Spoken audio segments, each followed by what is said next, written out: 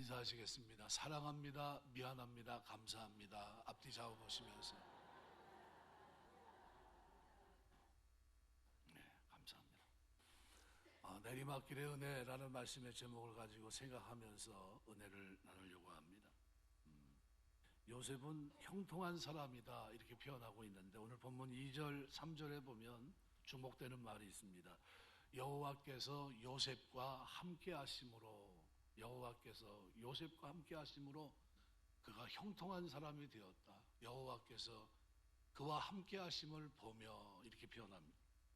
제일 중요한 것은 하나님이 함께 하시는 것, 이것이 축복인 줄 믿습니다.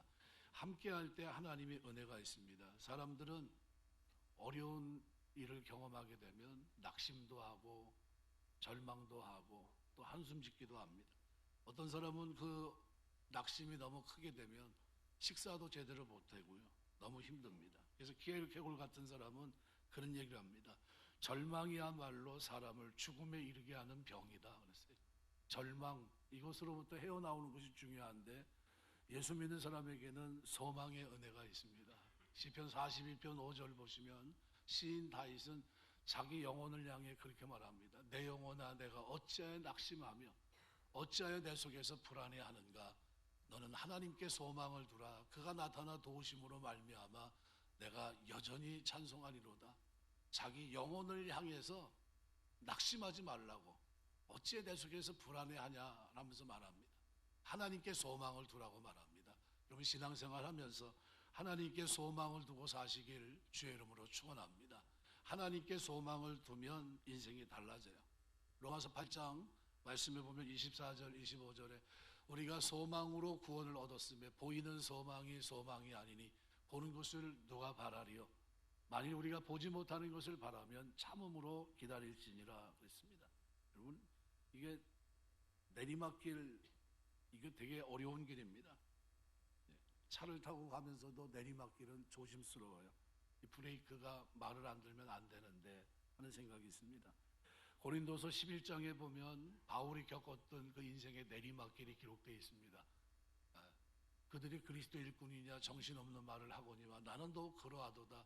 내가 수고를 넘치도록 하고 옥에 갇히기도 더 많이 하고 매도 수없이 맞고 여러 번 죽을 뻔하였으니 유대인들에게 40에 하나 감한매를 5번 맞았으며 3번 태장으로 맞고 1번 돌로 맞고 3번 파손하고 일주일을 깊은 바다에서 지냈으며 여러 번 여행하면서 강의 위험, 강도의 위험, 동족의 위험, 이방인의 위험, 신의 위험, 광야의 위험과 바다의 위험과 거짓 형제 중의 위험을 당하고 또 수고하고 애쓰고 여러 번 자지 못하고 줄이며 목마르고 여러 번 굶고 춥고 헐벗었노라 그랬습니다.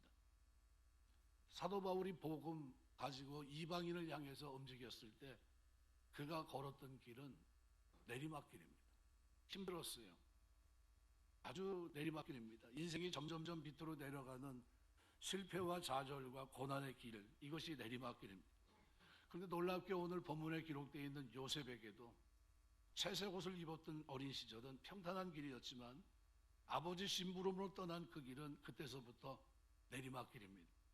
형제를 만나고 형들로부터 배반을 당하면서 부동에 던져지고 이때서부터 내리막길을 걷기 시작합니다.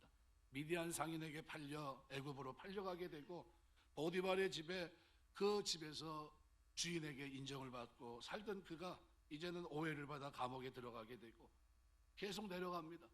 나중에는 술 맡은 관원을 만나기까지 정치범 수용소가 들어가 있는 그곳까지 내려갑니다. 계속 내려가요. 구덩이로, 애굽으로, 종으로 누명을 쓰고 감옥에 내려가는 내리막 인생입니다. 그런데 이런 요셉 삶 가운데 결정적인 한 가지가 있는데, 이 모든 길에 하나님이 함께 하시면서 형통하게 하셨다는 겁니다. 하나님이 그의 내리막길에 함께 하셨습니다. 그 인생을 버리지 않으셨고요, 그에게 은혜를 베풀어 주셨습니다. 은혜를 거두지 않으셨어요. 하나님이 함께 내려가시는 내리막길은 형통한 은혜의 길입니다. 대부분 인생이 내리막길을 시작하면 사람들과 소식이 끊어집니다. 함께 하려고 하지 않습니다. 그 내리막길에 제일 먼저 전화가 타단이 되고요, 거리감이 생기고 돌아서면 못 본 채하고 피해가고 결국은 점점 멀어져 갑니다.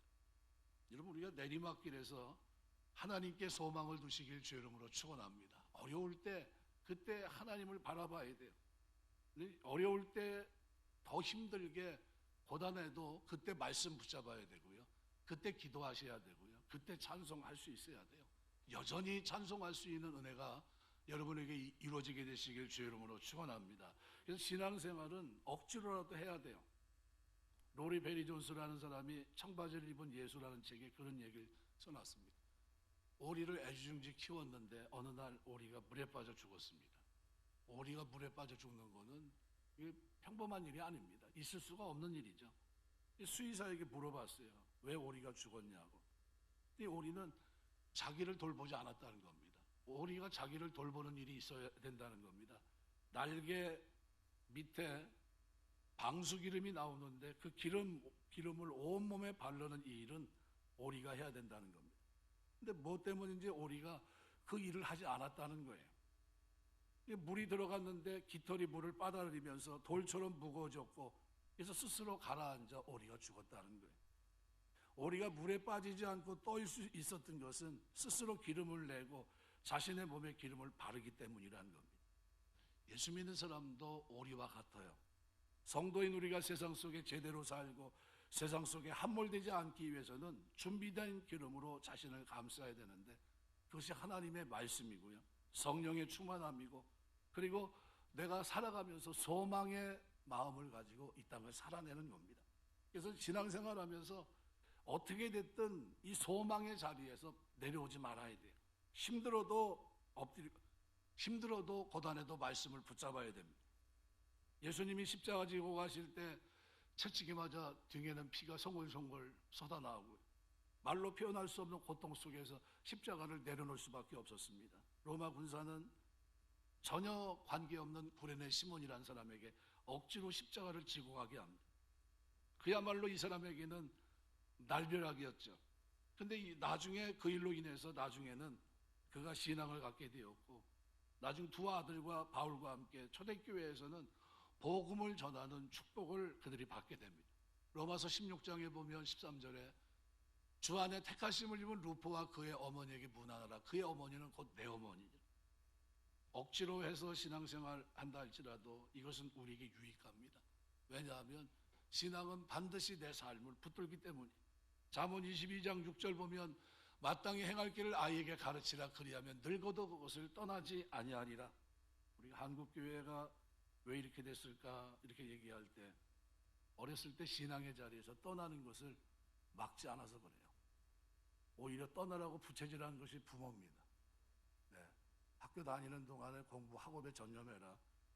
그리고 나중에 대학 가거든 그때 배우면 되지 않겠냐. 그리고 세상으로 나갔는데 그래도 신앙이 있는 집에서는 다 돌아왔는데 그냥 신앙이 좀 통제가 안 되는 집에서는 다 세상으로 나가고 말았어요.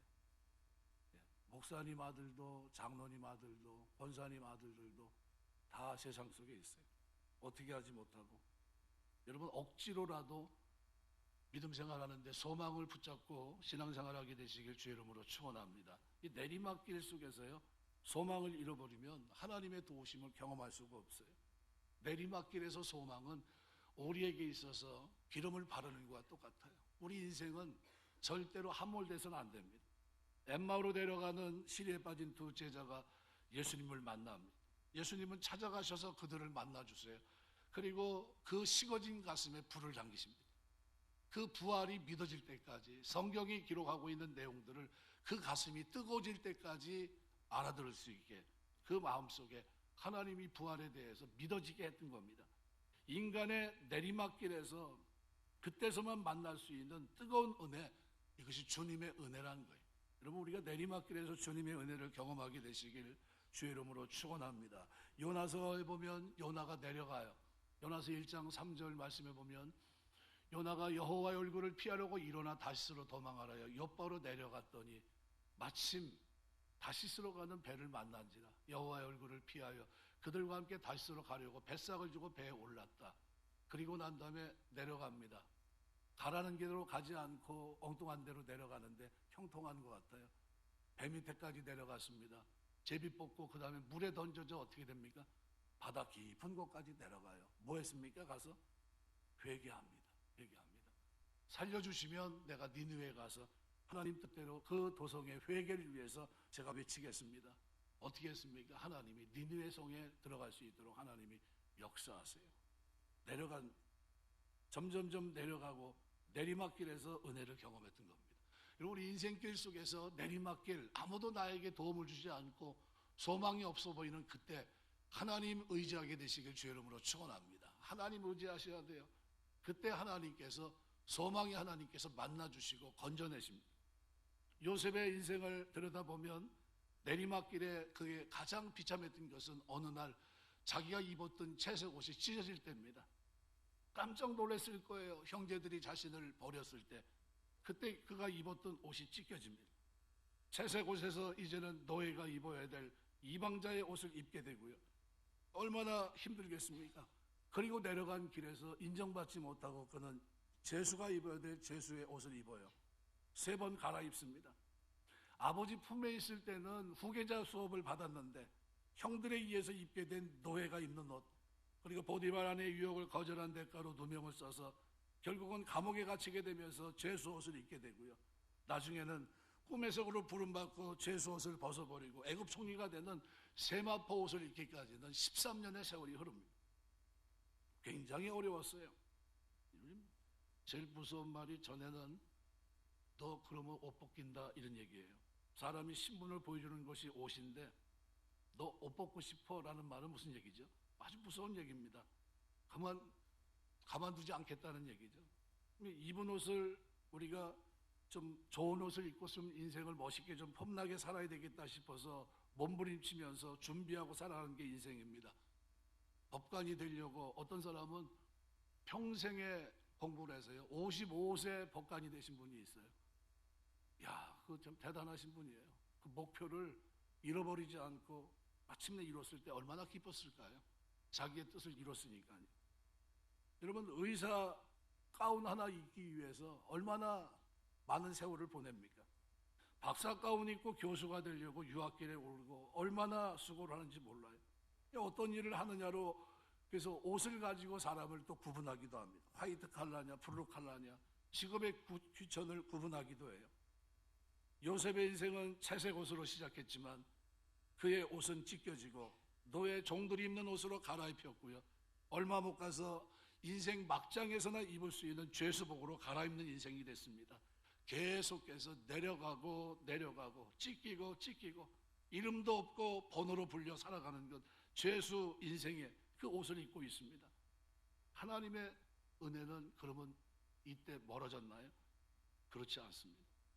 내려가고 찢겼을 때에도 하나님이 여전히 그와 함께 하시며 은혜를 베푸셨습니다. 벗겨지고 찢겨진 옷에 임하는 하나님의 은혜였습니다. 어떤 옷을 입고 사십니까? 지금 입고 있는 옷은 마음에 드시나요? 이런 옷이나 입고 살 줄은 상상도 못해서 거울 속에 비친 자신의 모습을 보고 어떤 분은 그럴 겁니다. 내가 이 옷을 입고 사니 참 한심스럽다 얘기할 수도 있고요. 좋은 옷이 준비되었지만 몇 년째 병상에서 환자복을 입고 있는 분도 있습니다. 권사님 한 분이 지금 교회를 계속 못 나오세요. 마음이 수척해 주셨더라고요. 찾아가 보니까 너무 힘들어하세요. 교회 그래도 나오시면 어떻겠습니까? 그랬더니 하시는 말씀이 앉아있질 못합니다. 힘들어서 못 일어나요. 그러니까 오래 여기 앉아있어서 예배를 드릴 수가 없기 때문에 불편해서 할 수 없이 집에서 예배를 드립니다. 이렇게 말씀하시더라고요. 굉장히 힘들어하세요. 공부는 열심히 했는데 전혀 다른 옷을 입고 있고, 전공을 살리지 못하고 다른 옷을 입고 사는 분들도 있고요. 취업 준비생들의 옷은 어떻게 해요? 옷을 벗기지 못하고 그 삶에서 벗어나지 못하는 사람도 있고요. 대학은 가고 싶은데 들어가지 못해 재수, 삼수하면서 그냥 그렇게 부단하게 사는 사람도 있습니다. 억울하게 누명을 쓰고 죄수복을 입고 사는 사람도 있을 것이고, 사는 사람을 먼저 보내고 슬픔의 베옷을 입고 아무도 알지 못하는 가운데 낙심한 가운데 사는 사람도 있고요. 저마다 옷을 입고 살아가는 인생, 그 인생 속에 하나님이 함께하고 있다는 사실을 우리가 잊지 마셔야 됩니다. 그때 하나님이 찾아오세요. 찢긴 죄수복으로 입고 살아가는 요셉에게 하나님은 찾아오셨고요. 시편 139편 7절부터 10절에 보면 이렇게 말합니다. 내가 주의 영을 떠나 어디로 가며 주의 앞에서 어디로 피하리까? 내가 하늘에 올라갈지라도 거기 계시며 수월에 내 자리를 펼지라도 거기 계시니이다. 내가 새벽 날개를 치며 바다 끝에 가서 거주할지라도 거기서도 주의 손이 나를 인도하시며 주의 오른손이 나를 붙드시리이다. 내팽개치지 않는다는 거예요. 바다 끝에 날개짓하고 가봤더니 하나님이 이미 거기와 계시다는 거예요. 내가 낙심돼 내려온 그 자리인데, 끌려온 자리, 옷이 찢긴 자리고, 그리고 모든 것을 잃어버린 자리인데, 그런데 놀랍게도 하나님은 먼저 그곳에 와 계시다는 거예요. 하나님은 내려갈 대로 내려간 요셉을 찾아오실 때 요셉이 갈아입을 총리의 옷을, 세마포 옷을 가지고 찾아오셨던 겁니다. 13년의 세월이 그에게는 고단한 세월이었어요. 내려가고 내려가고 내려가고 내려가고 배신에 배신에 배신에 배신 4번이나. 근데 마침내 하나님 때가 되니까 그에게 찢긴 옷에 하나님께서 은혜를 베푸시니까요, 원래 입었던 세마포 옷을 입고 하나님의 언약을 성취하는 거룩한 일에 쓰임받는 귀한 길을 걸어갑니다. 근데 놀랍게 우리 주님은 요한복음 17장 18절에 이렇게 얘기해요. 아버지께서 나를 세상에 보내신 것 같이 나도 그들을 세상에 보내었고, 이렇게 얘기해요. 하나님은 우리를 세상에 보냈다고 말합니다. 우리는 그냥 내려간 것 같은데, 우리는 찢겨서 상처를 입고 있는 것 같은데, 하나님은 내가 세상에 그들을 보냈다고 얘기합니다. 시각이 달라요. 누군가에게 버림을 당한 적이 있습니까? 요셉은 4번이나 버려집니다. 가족 중에 형제들에게, 미디안 상인들에게, 보디발 주인에게, 술 맡은 관원장에게 계속해서 버림받은 연속이에요. 근데 버림을 경험하고 있는 요셉의 인생을 성경은 다르게 얘기합니다. 형통한 인생이라고. 형들에게 버려져 보디발의 집에 정으로 팔려갔는데 성경은 이것을 형통한 자라고 표현합니다. 왜 이런 표현을 쓰고 있을까요? 하나님이 그와 함께하고 있었기 때문이에요. 신앙생활은 하나님이 나와 함께하고 있다는 사실을 잊지 마셔야 돼요. 이거 잊어버리면 실패합니다. 다니엘은요, 하나님이 함께하는 것을 믿지 못할 만한 환경을 경험합니다. 나라 망하고 성전 무너지고 성전 기병 다 빼앗기고 뿔뿔이 다 흩어지는 그런 가운데 그는 하나님에 대한 믿음이 무너지지 않았어요. 소망을 하나님께 두고 있었습니다. 하나님이 그를 붙드십니다. 그를 일으켜 세우시고요. 여러분, 보디발의 집에 종으로 팔려갔는데 형통한 자라고 얘기하고 있고요. 오늘 2절 3절은 하나님이 그와 함께 하셨다고 말씀합니다. 공통으로 나오는 반복 구절이 여호와께서 요셉과 함께 하심으로 라는 구절이에요. 성경은 어떤 상황을 만났느냐가 아니라 그 상황에 여호와께서 함께 하시는 것을 말하고 있는 겁니다. 요셉은 계속해서 내려가고 계속해서 버려지는 삶을 반복했지만 하나님은 그와 함께 하셨기 때문에 그 과정은 결국 바로 임금 앞에 서기 위한 인도하심이었던 겁니다. 그가 총리로 세워지기 위해서, 아브라함과 맺은 언약을 이루기 위해서 그는 가족을 위해 먼저 내려가야 됐고, 애굽에 내려가려니 형들이 그를 팔아야 됐고, 바로 앞에 서야 하니 장군이었던 보디발 집에 팔려가야 됐고, 바로와 가장 가까운 사람 곁으로 가야 하기 때문에 가장 가까운 곳에 있었던 술 맡은 관원장이 함께 갇히는 감옥에 그는 갇혀야 됐던 겁니다. 4번이나 버림받은 것 같은데, 그런데 그 자리는 하나님이 예비한 자리고, 그리고 그 자리는 하나님이 보낸 자리입니다. 요셉의 삶을 사람의 보편적인 시각으로 보면 그는 버려진 인생이고요, 그는 무너진 인생, 찢겨진 인생입니다. 그런데 하나님의 시각으로 보면 딱 한 줄로 그는 보냄받은 인생입니다. 그는 보냄을 받았어요. 하나님께서 요셉을 애굽의 총리로 삼기 위해 그것으로 보내신 겁니다. 그래서 시편 105편 17절은 이렇게 말씀해요. 시편 105편 17절 같이 읽겠습니다. 그가 한 사람을 앞서 보내셨으며 요셉이 종으로 팔렸도다. 한 사람을 앞서 보냈다고 표현해요. 그게 요셉입니다. 그 사람을 앞서 보내서 만일을 대비했습니다. 이제 임하게 될 7년의 흉년과 10년의 풍작을 미리 대비하신 겁니다. 그들을 하나님 애굽에 거하고 430년 후에 출애굽하면서 약속의 땅 가나안 땅에 인도하기 위해서 먼저 그들의 생명을 구하기 위해서 먼저 요셉을 보낸 겁니다. 보내진 겁니다. 버림받은 게 아니라. 우리 성도들에게 버려진 인생은 하나도 없어요. 그것으로 보냄을 받은 겁니다. 여러분이 있는 그 자리, 하나님이 보내신 자리예요. 여러분을 향한 하나님의 뜻도 오늘도 이루어지고 있는 거예요. 성경이 말하는 형통은 세상에서 쓰는 말처럼 출세하고 부자가 되는 것, 여기에만 한정되어 있지 않습니다. 오히려 여러분을 향한 하나님의 계획이 온전히 이루어지는 거예요. 때로는 고난, 때로는 환난, 때로는 버려지고 때로는 밑으로 내려가는 것 같은데 그렇지 않다는 겁니다. 하나님은 요셉을 버리신 적이 없어요.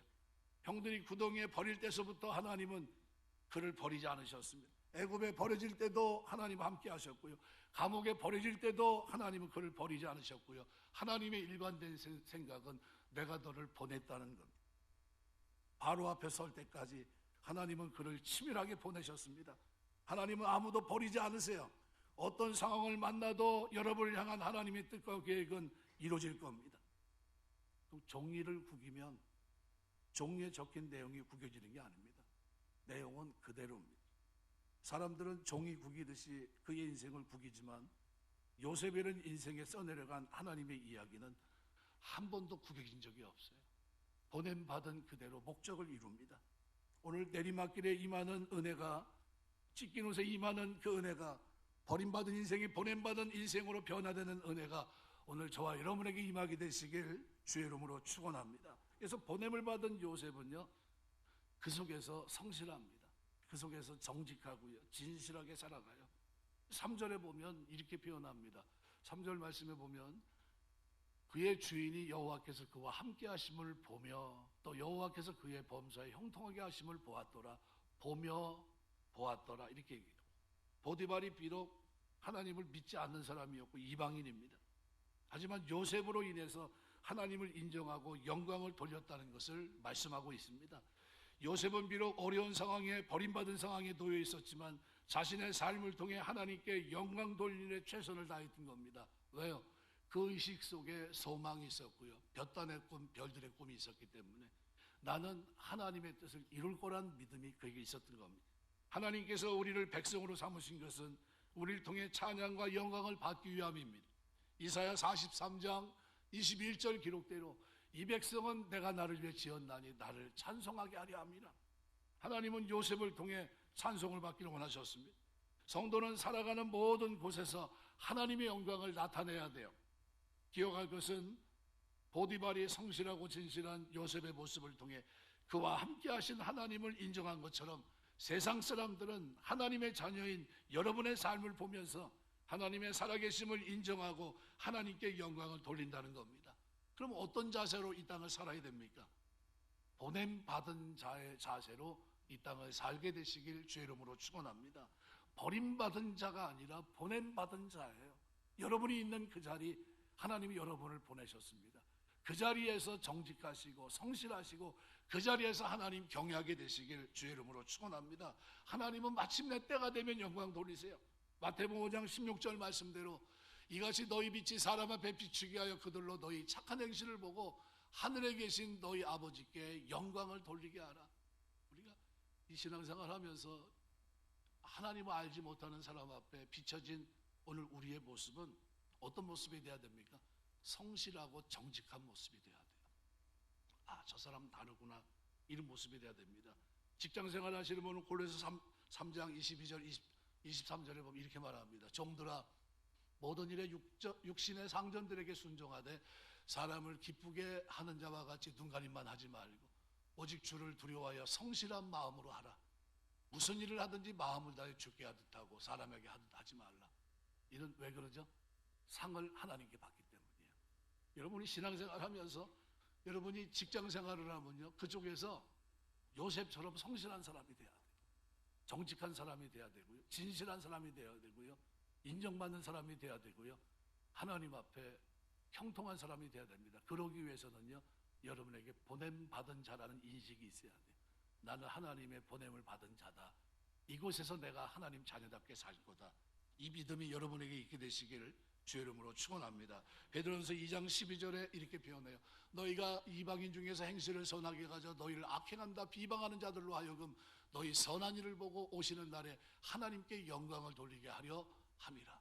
이방인 중에서 행실을 선하게 가져야 돼요.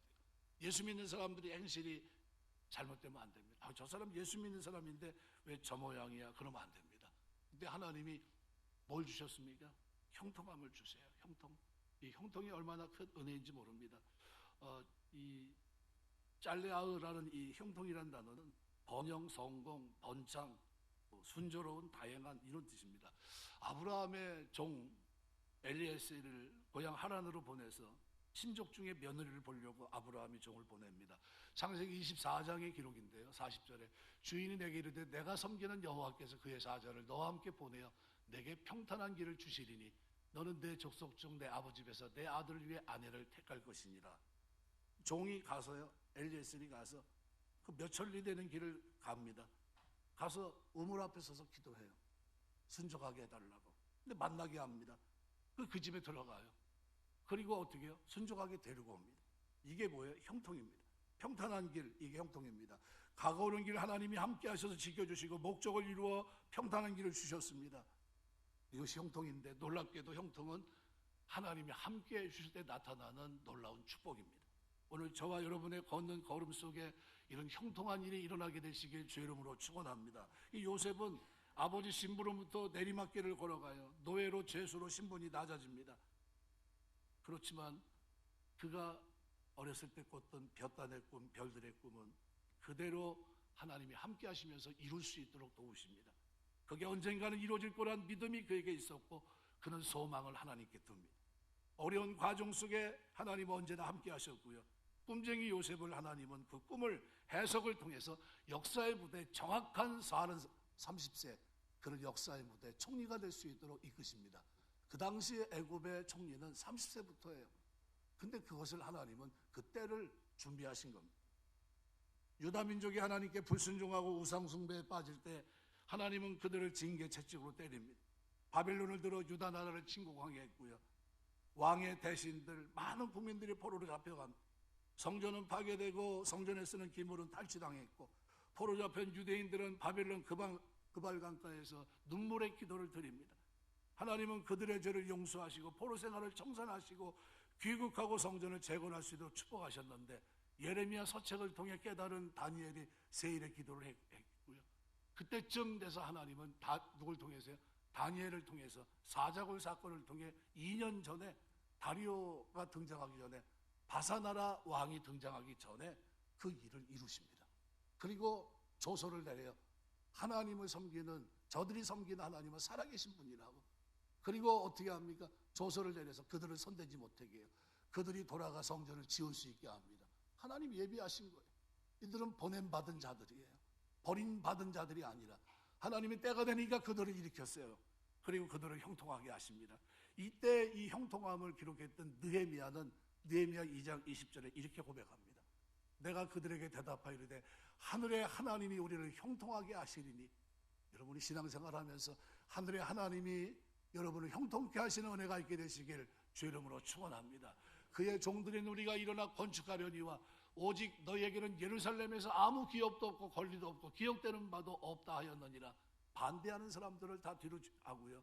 놀랍게도 느헤미야는 저때 저 장면을 기억하면서 하늘의 하나님이 우리를 형통하게 할 것이고 그의 종들인 우리가 일어나 건축할 거다. 그리고 어떻게 해요? 마침내 성전을 건축합니다.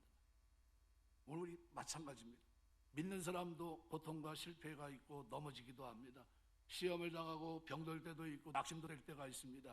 그러나 절망하지 않고 소망을 붙드는 이유는 우리는 주님을 바라보기 때문이에요.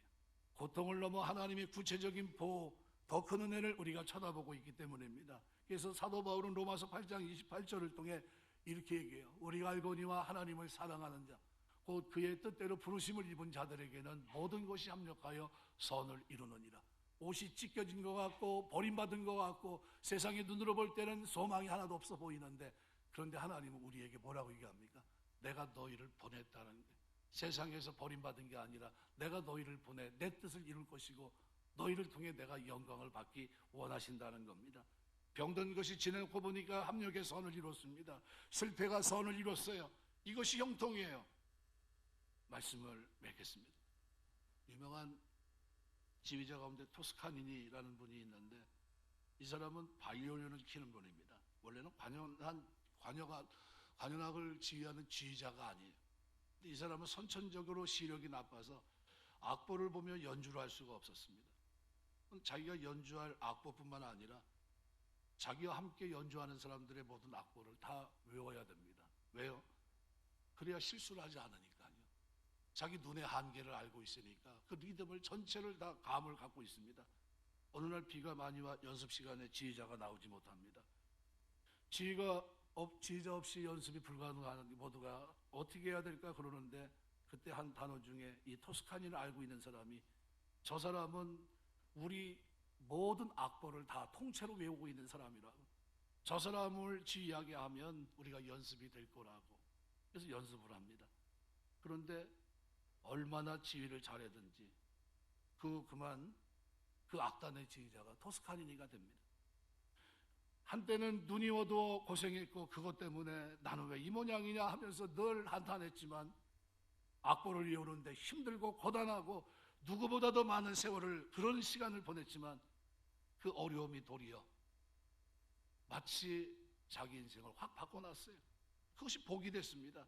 그리고 세계적인 유명한 지휘자 토스카니가 탄생하게 되어 우리는 이것을 형통이라고 표현합니다.